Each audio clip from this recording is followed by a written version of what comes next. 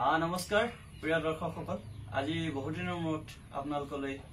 মনত পৰিছে আৰু এটি ভিডিঅ' আগবঢ়াইছো গুৱাহাটীৰ পৰা আহি মই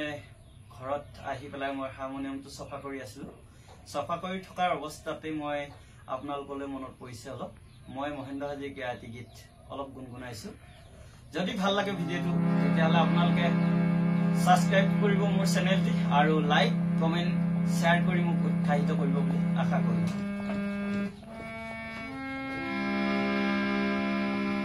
কথাৰ সুন্দৰে লিখা হোৱা নাই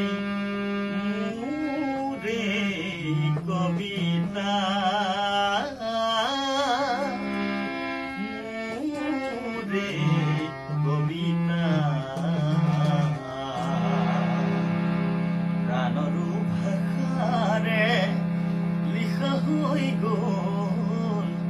প্ৰাণৰ ভাষাৰে লিখা হৈ গ'ল সেয়ে তুমিও চাগে বুজা নাই